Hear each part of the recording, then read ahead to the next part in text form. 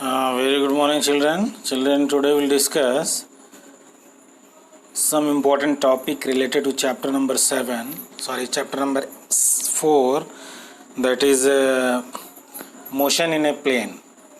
So let us see first topic, that is scalar and vector quantity.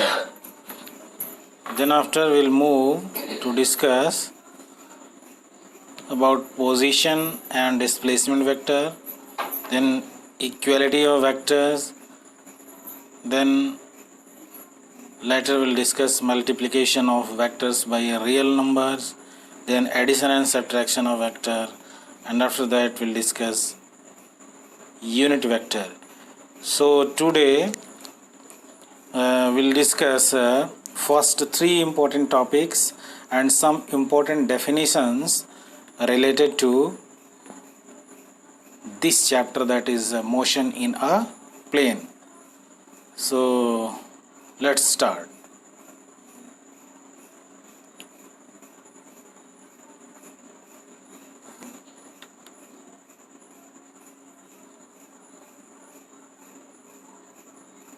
See the first one, that is scalar and vector quantity. All the physical quantity can be divided into two types. Number one is scalar quantity and number two is vector quantity. See, the basic differences between these two quantities is the direction. So first of all, let us see about the definition and some important examples of scalar quantity. Children, as you all know that scalar quantity are those quantity which has only magnitude. There is no direction of such quantity. So in the form of definition we can say that the quantity which has only magnitude but no direction is called scalar quantity. There are so many examples of scalar quantity. Some of them are, that is mass, length, temperature, time, density, walks, specific heat. These all are the example of some scalar quantities. A scalar may be positive or negative. Scalar can be added, subtracted, multiplied or divided according to the rule of ordinary algebra. So addition and subtraction of scalar makes sense only for the quantity of same nature. However, multiplication and division can be performed with different quantities. So let us see the next quantity, that is vector quantity.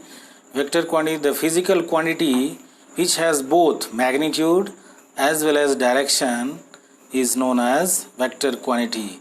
For example, velocity, acceleration, displacement, force, momentum, torque, these all are the example of vector quantity. Vectors can't be added, subtracted, multiplied or divided according to the simple rule of algebra as a scalar quantity have. So vector can be added, subtracted or multiplied according to the rule of vector algebra, you may say. There are, for finding the sum of two or more vector quantity, we have to use certain rules, like that is you may say triangle law of vector and parallelogram law of vectors you have to use. See, next, vector can't be divided by another vector as it is not a valid operation in vector algebra. Vector quantity obeys the triangle law, what I told you. A vector quantity obeys the triangle law of addition or equivalently the parallelogram law of addition. A vector is represented by boldface type. For example, velocity, which is a vector quantity, is represented by bold V. Otherwise, there is another notation for vector quantity. We have to represent a vector with the help of arrow on the head of that physical quantity. Why? Because while writing it is difficult to reproduce boldface type, therefore a vector can also be represented by vector v. So magnitude, that is scalar part of a vector, is represented as a light phase type. For example, magnitude of velocity vector is represented as v or mod of vector v. Mod of vector v stands for magnitude of vector v. See, this was something about scalar and vector quantities. Let us see the next topic, that is position and displacement vector. See, to describe the motion of an object in a plane, its position with respect to origin can be chosen conveniently. Let us see, let P be the position of the object in xy plane at any time t. Now you have to draw a straight line from origin O to P to define the position of it, P from origin, and place an arrow head at P on the line OP. So here vector R is the position vector of vector P. The point O of OP is called tail, and the point P of OP is called head of the vector OP. See, vector OP is called position vector of the object. It is represented by vector R. See, let the object moves from point P to P dash through the path PAP dash in time t dash minus t, which is shown in the figure. Here vector R dash is the position vector for P dash. So what will be the resultant of these two vectors?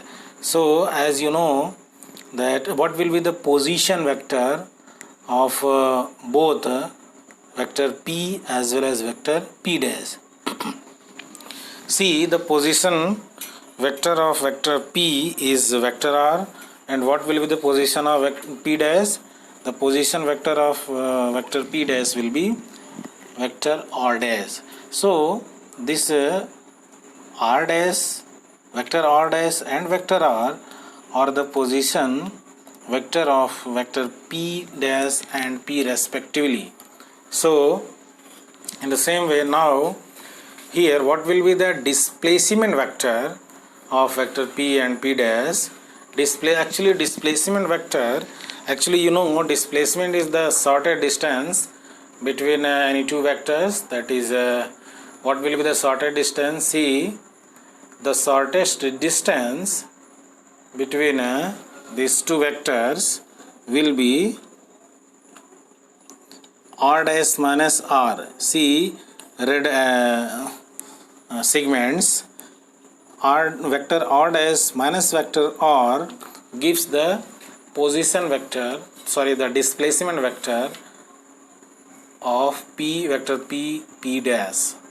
So note that the displacement vector is same even if the object moves through different courses from P to P dash. So we can say that P, B, P dash or any other infinite number of paths, the position vector of the object provides following information. Number one, it gives straight line distance of the object from the origin, and number two, it gives the direction of the object with respect to the origin. So in this way we can able to understand about that position as well as displacement vectors. Let us see some properties of vectors. The first one is equality of vector. See children, two vectors, vector A and B, are said to be equal if and only if they have the same magnitude and same direction. Let us see, this is vector A and this is vector B. The figure shows two equal vectors, vector A and vector B. To check their equality, shift B parallel to itself until its tail Q coincide with that of vector A, that is Q coincide with R. Let us see, yes, here exactly Q coincide with R. Therefore, since their heads S and P also coincide with two vectors are said to be equal vector.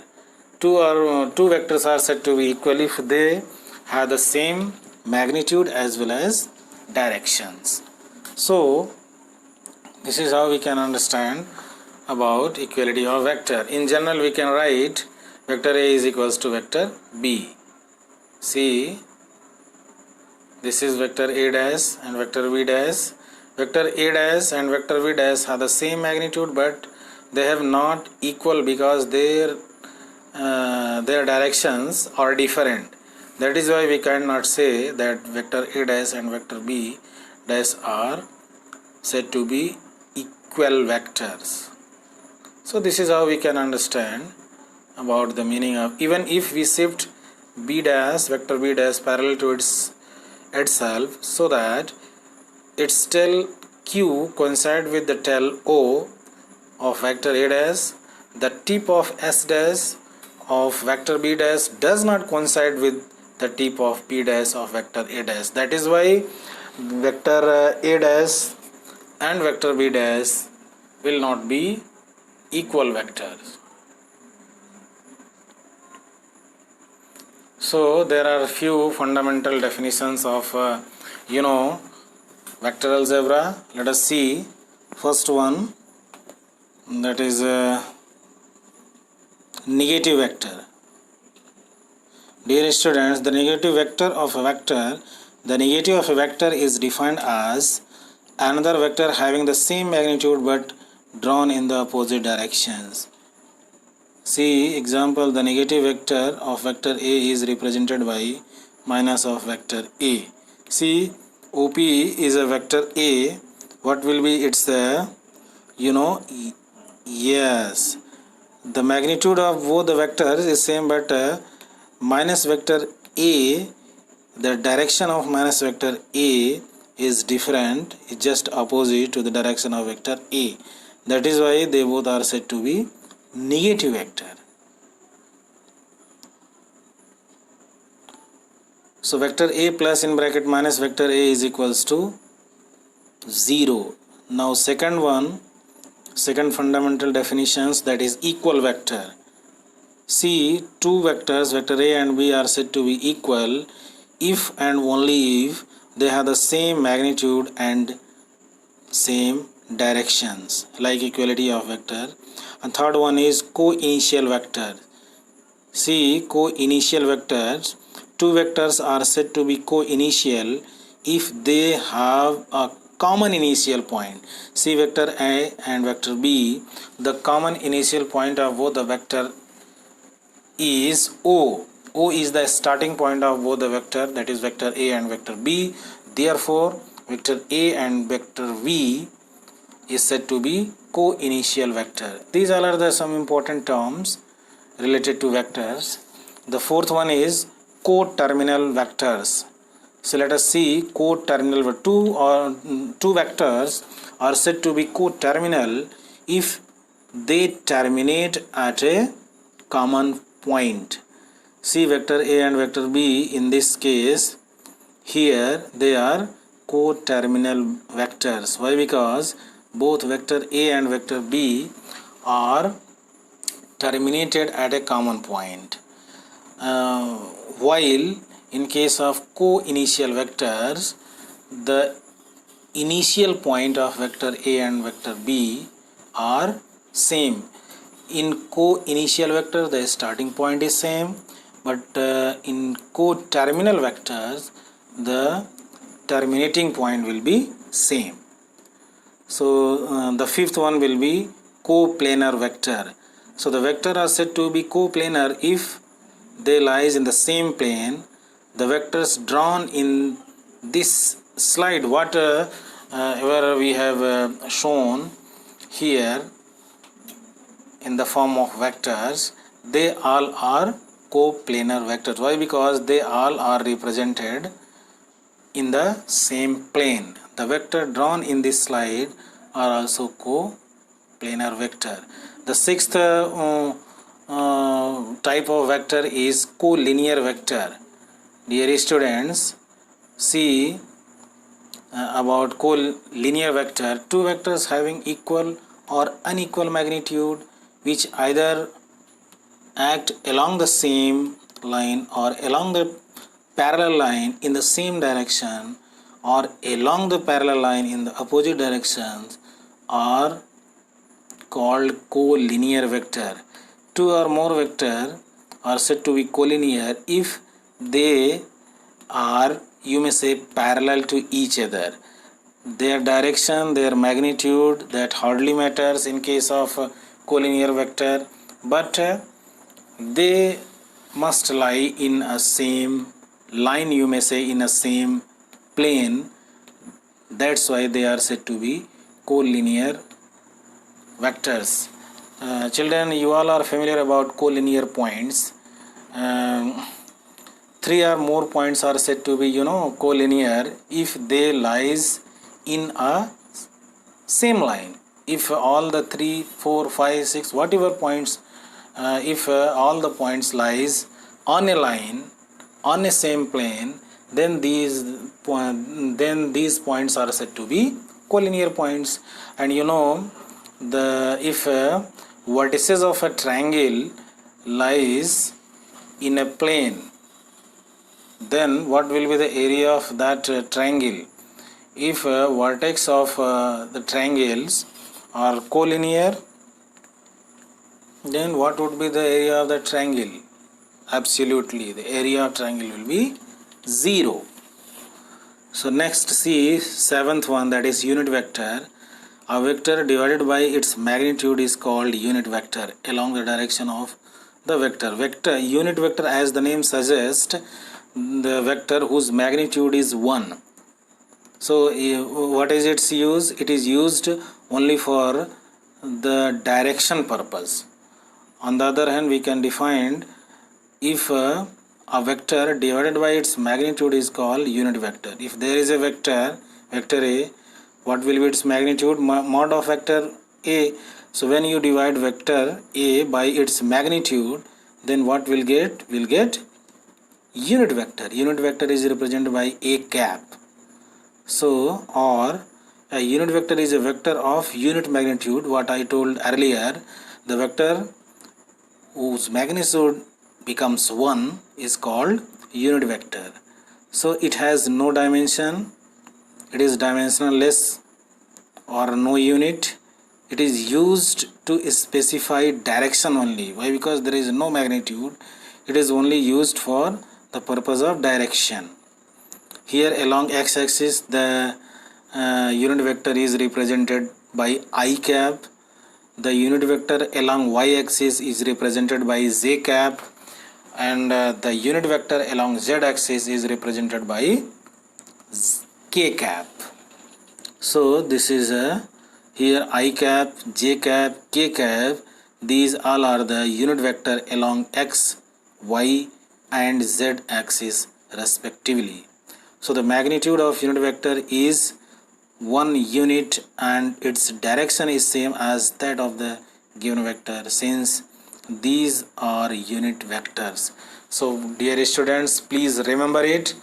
The unit vector along x, y and z axis are I cap, j cap and k cap respectively. So the magnitude of unit vector I is equals to mod of j cap is equals to mod of k cap is equals to 1. So let us see next type, that is zero vector or null vector. See, consider the position vector in a plane as shown in the figure. Now suppose an object which is at p at time t moves to p dash through the path P A P dash and then comes back to P through another path, that is P dash B P. Then what will be the displacement vector? Can you able to find? Yes, we can able to find. The displacement vector will be vector R dash minus vector R. It is so simple. Very good. Since the initial and final position coincide, the displacement is a null vector. See, if both the points are coincide to each other, then what will be the displacement? Yes, obviously displacement will be 0. The illustration of negative vector justify the need of a 0 vector. See, vector A plus negative vector A is equals to 0, that is vector A plus 0 plus is equals to 0 plus vector A is equals to vector A. When we add 0 to any vector, then the result will be same, that is lambda 0 is equals to 0 or 0 vector A is also equals to 0. Magnitude of null vector will also be 0. Ninth one, the free vector and localized vector. So in our study, vectors do not have fixed locations, so shifting a vector parallel to its leaves the vector unchanged, such vector are called free vector. So however, in some physical applications, location of a vector is important. Such vectors are called localized vector. The vector in physical application, location of a particular vector is very important, and such vector is said to be localized vector. So this is all about some important terminology, some important definitions of vectors. Now in next class we will discuss multiplication of vectors by real number. So thank you very much, and God bless.